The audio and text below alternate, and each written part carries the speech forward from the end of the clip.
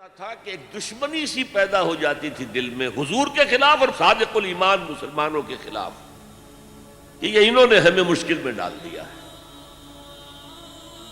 ہم ایمان لائے تھے, ہمیں کیا پتا تھا کہ ایمان کے تقاضے یہ ہوں گے. ہم سمجھے تھے بس ایک عقیدہ ہے, بدل لیا, اللہ خیر صلی اللہ.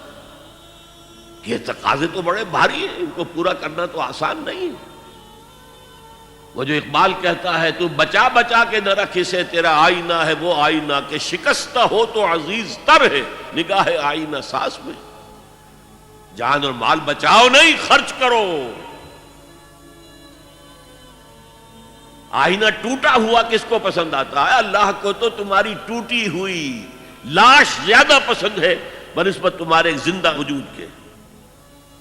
حضرت حمزہ کی لاش جب آئی تھی حضور کی نگاہوں کے سامنے, ناک کٹی ہوئی ہے, کان کٹے ہوئے ہیں, پیٹ چاک کر کے کلیجہ چبایا گیا ہے. اللہ کی نگاہ میں اس کٹے پھٹے جسم کی جو قدر ہوگی اس کا ہم اندازہ نہیں کر سکتے.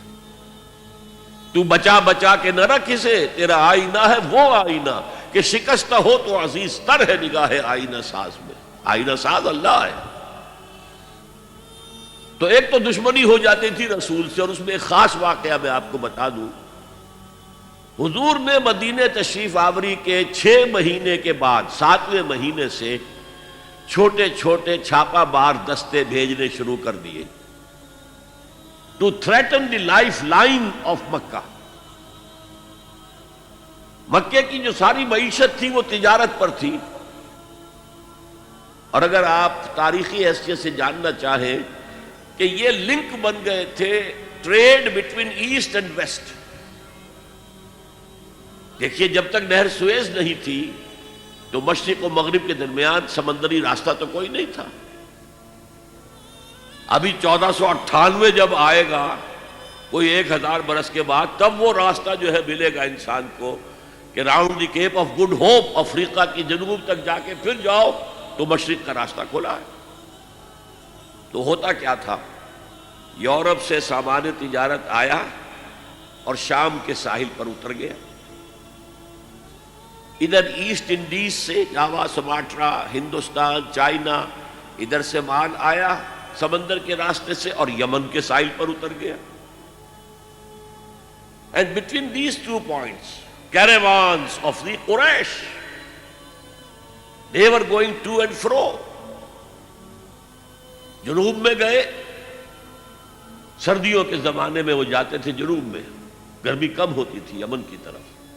وہاں سے مال اٹھایا اور چلے اب شام تک پہنچ کر شام کے ساحل پر پہنچا دیا.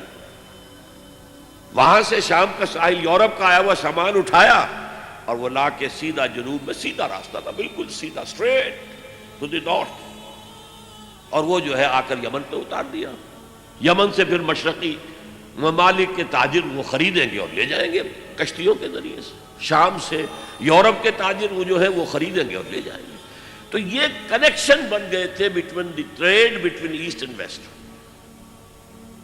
اور ان کو یہ سہولت حاصل تھی, پروٹیکشن حاصل تھی کہ کوئی بھی قبیلہ عرب کا ان کے کیروانز کے اوپر حملہ نہیں کر سکتا تھا, because they were the custodians of Kaaba. اور تمام قبیلوں کے بت کعبے میں رکھے ہوئے تھے, as if they were hostages with them. کوئی قبیلہ ان کے خلاف جارحیت کرے گا تو وہ اس کے بت کی گردن مروڑ کر باہر پھینکیں گے.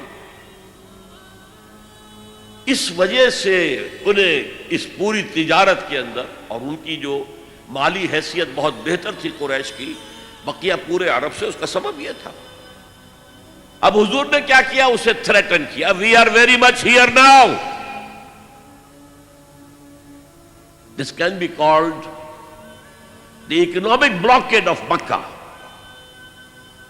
یہ تھا پھر جس کے نتیجے میں, اچھا اس وقت تک قرآن مجید میں قتال کا حکم نہیں آیا تھا. یہ حضور کی اپنی تدبیر تھی, اپنا اجتہاد تھا. تو وہ کہتے ہیں دیکھو جی ابھی قرآن میں تو حکم آیا نہیں, یہ تو کچھ ایڈونچرس آدمی معلوم ہوتے ہیں, ایمبیشس آدمی معلوم ہوتے ہیں, انہوں نے ہمیں مصیبت میں ڈال دیا. پھر ان کا کہنا یہ تھا کہ بھائی دعوت سے, تبلیغ سے, نصیحت سے, ٹھنڈی ٹھنڈی باتوں سے اپنی بات پھیلاؤ. یہ کیا چھیڑنا قریش کو کہ پھر جنگوں کا آغاز ہو جائے. اندر تو تھی اپنی بزدلی، لیکن اس کے اوپر ردے چڑھ رہے تھے فلسفے کے. جیسے ہم کہتے ہیں کہ اگر کسی کو گڑ دے کر مارا جائے تو زہر ضرور دینا ہے. تو اس اعتبار سے وہ حضور سے بھی اپنے دل میں عداوت محسوس کرنے لگے. اور یہ جو مسلمان ہیں، یہ فینیٹکس، یہ پاگل، یہ جذباتی لوگ، یہ نہ دائیں دیکھتے نہ بائیں دیکھتے ہیں، نہ سامنے کے خطرات نہ پیچھے کے حالات، نہ انہیں اپنے بیوی بچوں کا کوئی خیال ہے، کچھ بھی نہیں. اور یہ فوراً کھڑے ہو جاتے ہیں، چل پڑتے ہیں، فوراً لبیک کہتے ہیں. جب یہ لبیک کہتے ہیں تو ہم نمایاں ہو گئے نا. اگر سب بیٹھے رہتے تو ہم بھی انہی میں شامل رہتے. اس وجہ سے پھر وہ عداوت کا درجہ ان کے اندر پیدا ہو گیا. یہ تھرڈ سٹیج ہے ٹیوبرکلوسس کی. نفاق جب اس درجے کو پہنچ جاتا تھا تو اب اس کے علاج کا کوئی امکان نہیں تھا. یہ ہے غیر شعوری نفاق. وہ اپنے آپ کو مسلمان سمجھتے تھے، مسلح سمجھتے تھے، تو یہ پھیلا رہے محمد اور اس کے ساتھی صلی اللہ علیہ وسلم. خامخواہ چیلنج کر رہے ہیں قریش کو. یہ انداز جیسے کہ سورہ بقرہ کے دوسرے رکوع میں ہے، وَإِذَا قِيلَ لَهُمْ لَا تُفْسِدُوا فِي الْأَرْضِ قَالُوا إِنَّمَا نَحْنُ مُصْلِحُونَ. جب ان سے کہا جاتا تھا دیکھو اللہ کے دین کو قائم کرنے کے لیے ایک جمعیت فراہم ہوئی ہے، اس کے امیر محمد ہیں صلی اللہ علیہ وسلم، اور اب عالمی اصلاح کا ایک پروگرام پیش نظر ہے، تم اس جماعتی زندگی میں رکھنا ڈال رہے ہو تو گویا کہ فساد مچا رہے ہو. وہ کہتے نہیں، ہم تو جی اصلاح چاہتے ہیں، مصلحین ہیں. یہ فساد تو تم مچا رہے ہو، جنگیں تم نے شروع کر دی ہیں. ہم تو کہتے ہیں کہ صلح کے ساتھ کام کرو اور دعوت و تبلیغ کے ذریعے سے، صرف اس مشنری زیل کے ذریعے سے اپنی بات کو پھیلاؤ. یہ تھے مدینے کے منافقین. اب چند باتیں میں اس نفاق کے ضمن میں اور عرض کر دوں. حضور نے فرمایا صلی اللہ علیہ وسلم نفاق کے بارے میں، ما خافہ الا مومن وما امنہ الا منافق. نفاق کا خوف رہتا ہے صرف صاحب ایمان کو، اور نفاق سے اپنے آپ کو محفوظ سمجھتا ہے صرف منافق. صاحب ایمان کو ہمیشہ اس فکر میں رہتے تھے ہم سے کوئی کمزوری ظاہر نہ ہو جائے، مال اور اولاد کی محبت کہیں ہمارے قدم نہ روک لے، کہیں اللہ کے ہاں ہمارا شمار منافقین میں نہ ہو جائے. کوئی چھوٹی سی تقصیر ہو گئی تو وہ بھی انہیں معلوم ہوتا تھا کہ جیسے پہاڑ ان کے سروں پر آ گیا ہے.